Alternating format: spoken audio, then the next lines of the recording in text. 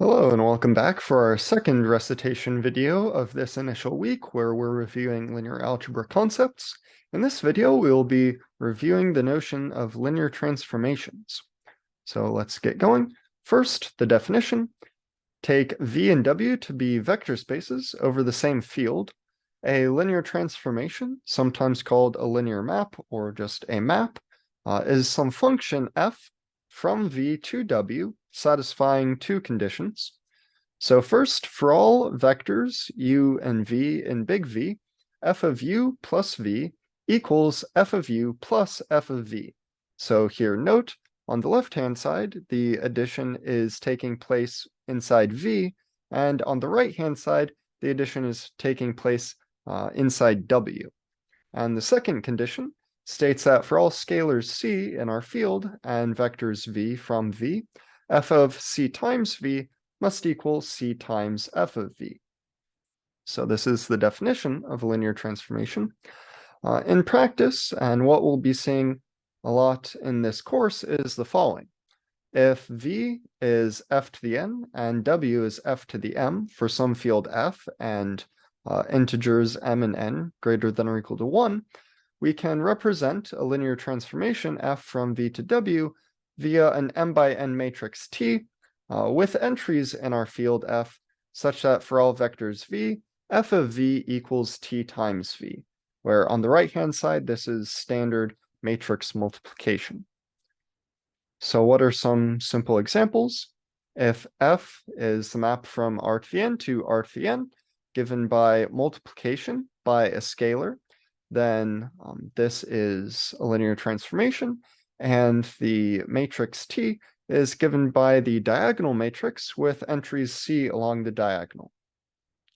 Another example, if f is the map from R2 to R1 given by f of x comma y equals x plus y, you can check that this is, again, a linear transformation, and T in this case is given by the following matrix. And lastly, let f be the function from the reals to the reals given by f of v equals v plus 1. Then this f is not a linear transformation, as f of 0 equals 1, but you can follow this chain. F of 0 equals f of 0 plus 0. However, by condition 1 of linear transformations, this must equal f of 0 plus f of 0. However, that is 2. So this is a contradiction, meaning f does not satisfy the conditions for a linear transformation and hence is not a linear transformation. Now, we will discuss a couple properties of linear transformations. One of them is injectivity. So a linear transformation f from v to w is called injective, or sometimes one-to-one, if for all vectors v1 and v2 in v, f of v1 equals f of v2 implies v1 equals v2. Some examples, the multiplication by a scalar that we saw on the last slide is an example of an injective linear transformation as long as c is not equal to 0. Note, if c equals 0, that's still a perfectly valid linear transformation. However, in that case, all vectors get mapped to the 0 vector, so the definition is no longer satisfied. Another example, if you take the linear transformation f from r to the n to r to the m, when n is less than or equal to m, with f of x equal to x comma 0. So what this means is we have some vector in Rn, and we want to map it to the vector in Rm, where we just keep the first n coordinates identically, and then if m is greater than n, well, we have empty coordinates at the end, and we just tack on zeros as needed. It's a straightforward exercise to show that this is linear transformation and that this is injective. The other property which goes hand in hand with injectivity is surjectivity. So here's the definition. A linear transformation f from v to w is called surjective, or also onto, if for all vectors w and big W, there exists some v in the vector space V such that f of v equals w. So it's saying, all vectors in the codomain are actually, in the image of the linear transformation, which image is something we will be discussing later in this video. Examples, again, this map on n-dimensional Euclidean space, which is given by multiplication by a scalar, is going to be surjective as long as, again, our constant c is non-zero. And similarly to the previous example, the linear transformation f from Rn to Rm, now where n is greater than or equal to m, where we take our vector x1 through xn, and we just cut coordinates at the end as needed to shrink this vector down to m coordinates.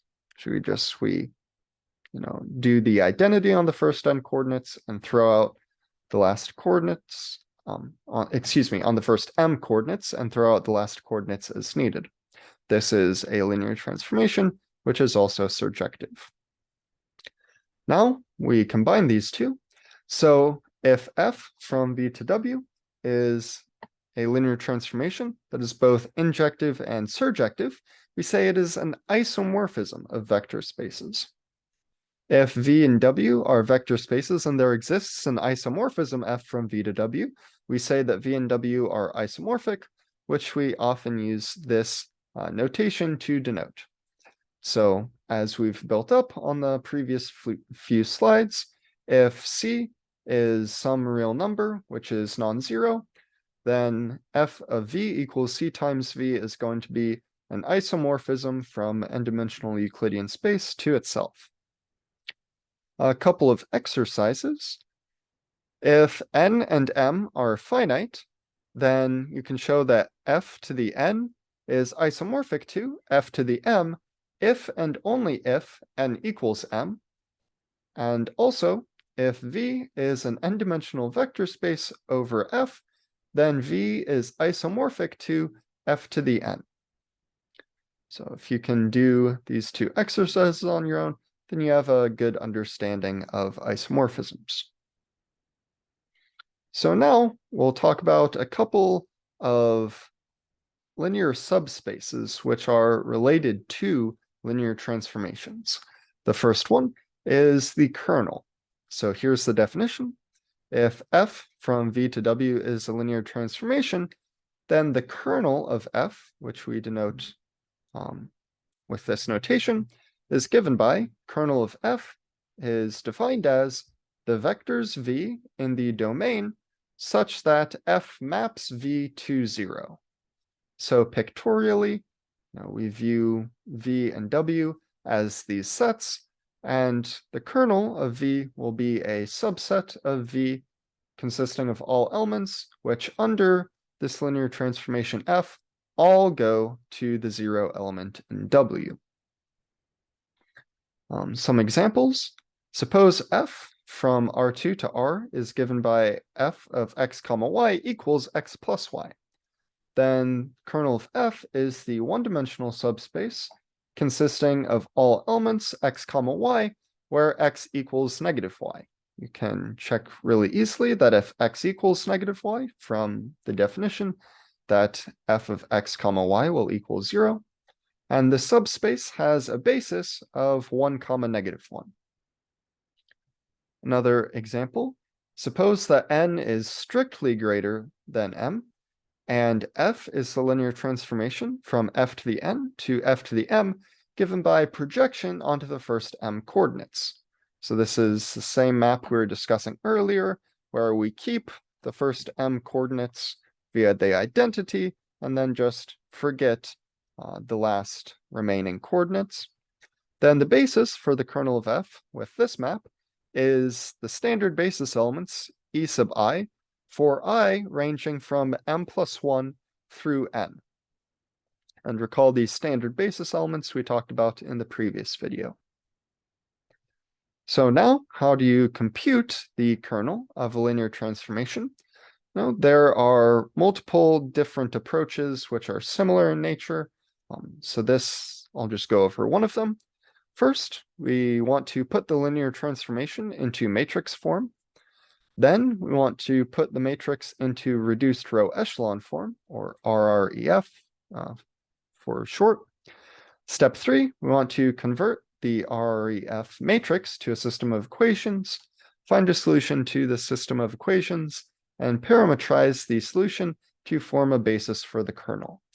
So let's go over an example. Suppose we have a linear transformation f from R3 to R3 given by the following matrix T.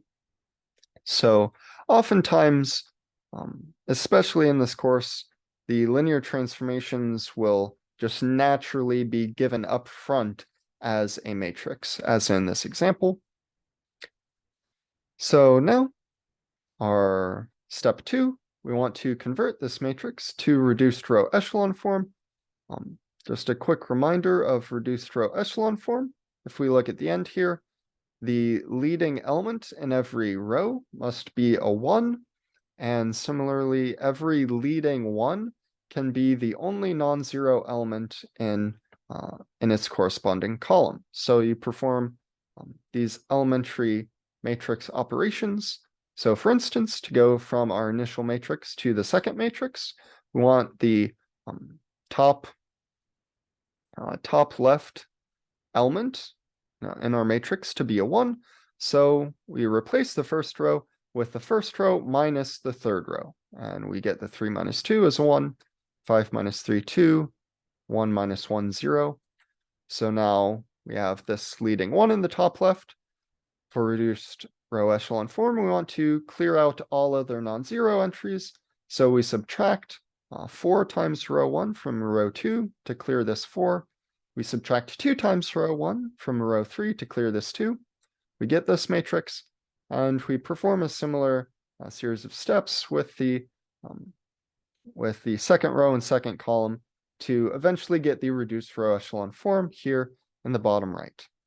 Now, we take this reduced row echelon form of our matrix T, and we use it to generate a system of equations by just letting the entries in this matrix be coefficients for a system of equations. So here we have this initial 1 corresponds to a coefficient of 1 on x, 0 corresponds to coefficient of 0 on y, and 2 corresponds to a coefficient of 2 on z.